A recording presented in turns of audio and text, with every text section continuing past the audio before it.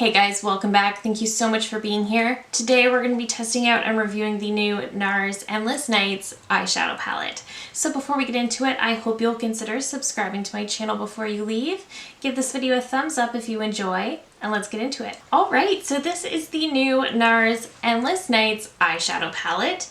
This is made in Canada and has a 12-month shelf life. This is also part of their holiday collection for 2023. I did also review their 6-pan face palette, so if you missed that, I will leave that one down below. That was yesterday's video. But this is the eyeshadow palette in this collection. This is what the packaging looks like, so it perfectly matches the face palette.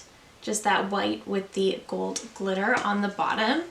Really pretty, really sleek, and this is the inner palette. So this does hold itself up. This is their typical clasp closure that is kind of difficult to open, but you do get a nice mirror up here as well. And this is a really beautiful color story. This definitely leans into the pinks and the mauves.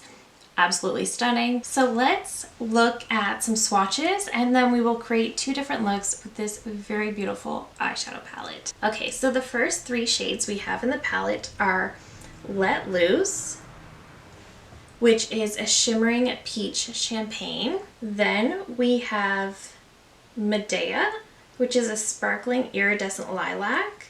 That actually is really beautiful. That's really pretty. Swatching is not my strong suit if you're new here, but I do like to look at these anyway. Then we have Pulp Fiction, which is a satin mulberry. Also very pretty. It's definitely a satin. It's got a bit of a sheen to it. Then we have Starlit, which is a sparkling bronze gold. That's very pretty as well. Then we have After Dark, which is a sparkling purple umber. And then we have Bus Stop, which is a shimmering ruby red. And the bottom 3 shades are all mattes, and they all feel very buttery and beautiful. So we have Young Heart, which is a matte soft blush pink. It's kind of got like a mauve undertone to it. Then we have Moonlight, which is a matte raspberry. And then we have Velvet Rope, which is a matte plum brown. So really pretty. We're definitely getting a lot of depth in here. Looking at it right now, it's actually reminding me of the Natasha Denona Retro palette. So I will do a comparison of those as well, but so far I think it's beautiful. So we are going to create 2 different looks. I'm going to do a different one on each eye. I'm not completely sure how the variation is going to go, but I just really want to see what we can do with this one. So I think to start, I'm going to go into Young Heart. I can picture a lot of the looks I create with this palette, starting with Young Heart, just because it's the lightest matte. It's really pretty. I do absolutely love Nars eyeshadows. I think they're so creamy, they're so blendable, they're so beautiful to work with, but I also think that they're great for people who prefer more buildable shadows, but also who don't have a ton of patience blending. These are buildable, but they just blend so quickly. I love when eyeshadows kind of blend themselves. I just think Nars has a really beautiful, foolproof formula. Okay, from there, I'm gonna grab a smaller brush and I think I'm going to dip into Velvet Rope. Just going for those deep shades, but I'm not worried about it because again, this formula is so easy to blend if it's too much. I definitely do think this palette has some really nice depth to it, especially compared to some of their others. Okay, I think I'm going to pick up Let Loose on a finger. This is a metallic, and I think I want this mostly on the inner portion. Oh, that is so pretty. I love a good shimmery champagne shade that somehow also has like a peach undertone. It has to be one of my all-time favorite shades because that's what drives me crazy about the Mini Biba from Natasha Denona. That's beautiful. I'm just gonna blend the crease a little bit more. See, that's so pretty, so wearable. We definitely got depth in there, but okay. I am just going to pick up a teeny tiny bit of After Dark. I'm just gonna pick that up on a brush because I do want to be very precise. I just want to use this to blend Let Loose into the outer corner shades. So I'm just sort of packing this one right along here. Okay, so that turned out really well. I'm gonna grab a little bit of Medea on a smaller brush, and I'm going to use this one for my inner corner shade. Okay, that's really, really pretty. I love that. That is so reflective. Here's another thing I love about the Nars metallics. They work beautifully with a brush or fingers.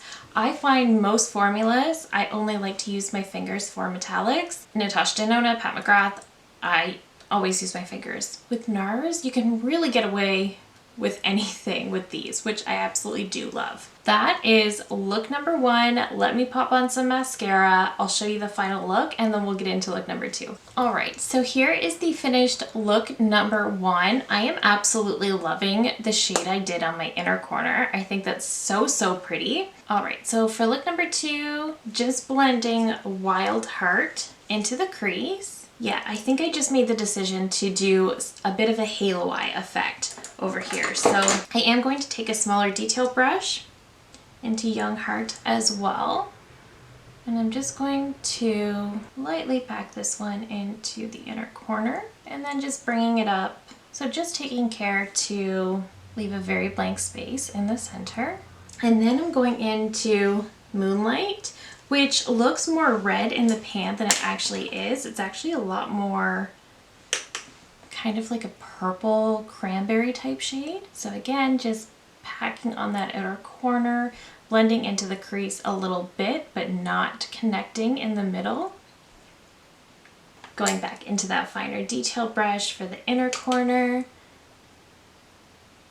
I guess it is a little bit more on the red side than I initially wanted it to be. So I'm just going to take my larger brush now, just blend around those edges. And then I'm going to take Medea. I'm going to take this one on a finger, and this one is going to go right in the very, very center. That's beautiful for a halo. That's so pretty. It's really interesting what the different placements can do to the eye. From there, I am going to take a brush and I'm going to go into Pulp Fiction. And this one is going to mesh that center halo into the outer corners because they need to be deepened a little bit. Okay, I think I figured out what's missing. I just didn't necessarily want to do it. I'm going to take a little bit of Bus Stop, just a little bit, because this has a shimmer that some of the others don't. And I'm just going to use this along the edges. That way we preserve the purple, but the shine does mesh better. I feel like that's much better. I do have some fallout, so I am going to fix that as well, but I quite like the way that halo turned out, and I really like the way it looks very different from this side. So let me pop off camera, I'll pop on some mascara, I'll show you the final look, and then I'll show you some comparisons. All right, so here is the final look number two. I like it. I think the halo turned out really pretty.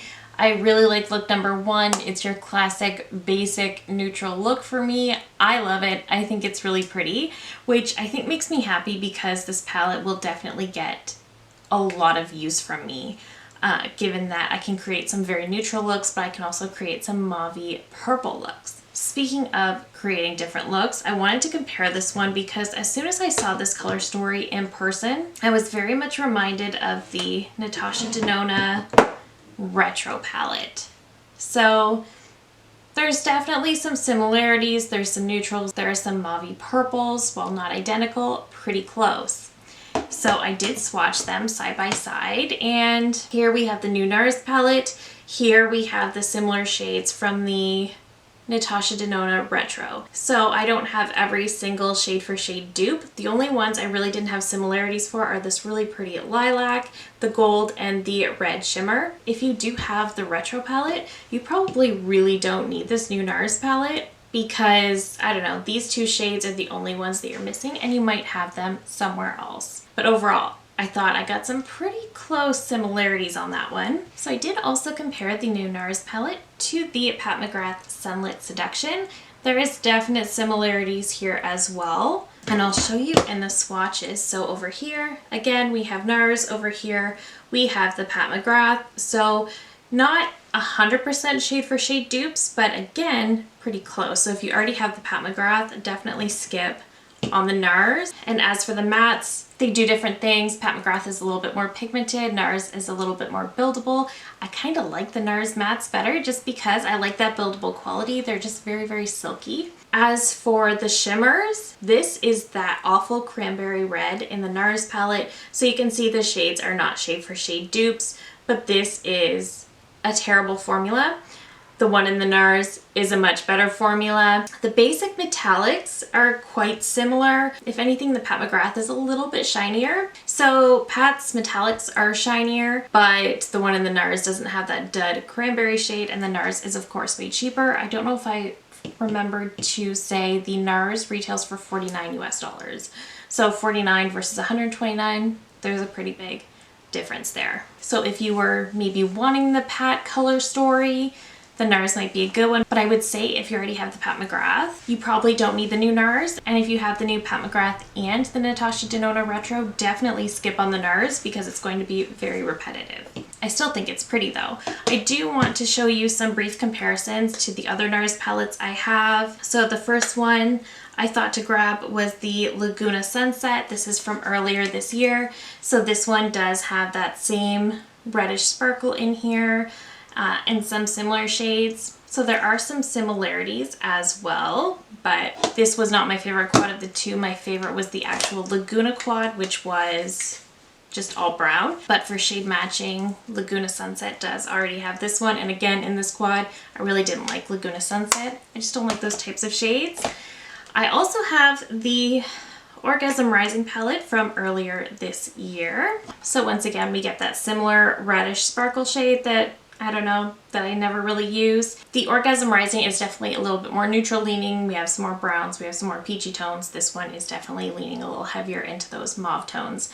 So they are different. I think I might actually like the new palette better. And then I have the Summer Unrated palette, which is unfortunately no longer available, but is one of their best ever palettes in my opinion. It's looking like some definite similarities over here as well. I think if you have this one, you definitely are not going to need this one. These are both limited edition. This one is already discontinued. So if you have this one, I would skip this one as well because they do look very similar. Do I think this is a unique palette? No, definitely not. We all know Nars tends to get a little bit repetitive, especially in their holiday releases, but their formulas are so beautiful. Their limited edition packaging, it never misses, in my opinion. I did say yesterday that I felt like this packaging is a little bit more plain on the eyeshadow palette. I don't think so. I think on the face palette though, it seems more plain. I think they could have done more for that one. While this is quite repetitive, it's not brand new, I still think it's pretty. I think this shade is one of the more unique shades for their lineup. All the rest of these we pretty much do have in other palettes. I love Nars mattes because they are some of the most silky mattes in my opinion. They blend out absolutely beautifully, but they're buildable. So you can get a lot of pigment with them, but you can also build them, but they're never going to be too much. So I do love that. Like I said, I prefer their mattes to the Pat McGrath mattes because the Pat McGrath mattes are just so heavily pigmented right off the bat. The shimmers in here, I really do not know why they always include this red sparkly shade. I hate this red, and I really don't know a ton of people who get excited for that exact shade. It's terrible. But the rest of these shades in here are beautiful. These two shimmer shades, absolutely stunning. This shade blends out beautifully as well. It performs just like the mattes, but it just has that slight sheen to it. These two shades here, also beautiful, very sparkly, very pretty. I think it's beautiful. Once again, if you collect the Nars holiday releases, if you just like the Nars eyeshadow palettes, you're not going to be disappointed with this. This is great. The quality's great. It's their standard quality. I think it's absolutely stunning. So if you collect their palettes, I think that's perfect. If you just like buying their palettes every year, or if you just love this mauve color story, I think it's great. If maybe you've been eyeing the Natasha Denona Retro, This is a great alternative if you're looking to save a little bit. You do only get 9 shades in here, so it's really not a better value, but it's $49 versus the almost $70 for a Natasha palette. Or if you've been eyeing up the Sunlit Seduction from Pat McGrath, this one's $129, this one's $49. So you definitely save a little bit. And quite honestly, some of the formulas in here are better than that Pat McGrath. I love the Pat McGrath palette. Don't get me wrong, but it is very expensive and I think that needs to be taken into account. That palette also has that red shade, which is actually a dud, whereas in the Nars, it's not. So I think that's worth mentioning as well. I think it's beautiful, but again, if you have the retro palette, if you have Sunlit Seduction, this is not going to add anything to your collection. I think if you have the Summer Unrated palette, again, it's not going to add much to your collection because there's so many similarities between all of them. So with respect to Nars' holiday collection, the cheek palette and the eyeshadow palette, I thought for sure I was going to lose my mind for the cheek palette. I thought that was going to be the most exciting. I'm actually way more excited about the eyeshadow palette. I love it. I love the looks. Super simple to use. The cheek palette, again, is very beautiful, but there's a lot of shades in here that are not going to work for me. Whereas this one, I can use every single shade, and I will because I really, really love their eyeshadow formula. So that is where we land. Not unique, we already knew that. As for quality, it's fabulous. And I do hope the comparisons were helpful because there's definitely some that if you have them, you could skip this. But otherwise, I think it's beautiful. And if you're wanting to pick it up, I definitely would because I think it's great. But that is it for me today. Thank you so very much for watching. Let me know down below if you're planning to pick this one up. What upcoming holiday releases are you super excited for? I do have one of the Hourglass holiday palettes coming in. I am having some major shipping woes with Hourglass, but apparently I will have a palette at some point. Let me know down below what holiday releases you are most excited for, whether they've come out already, whether they're still upcoming. Let me know. I love hearing from you guys and I love hearing what you're excited about as well. So let me know. And that is it for me today. Thank you so very much for watching. If you're new here, I hope you'll consider subscribing before you go. I do upload at least 3 new videos every single week. Thank you again so very much for watching, and I will see you in my next one. Bye!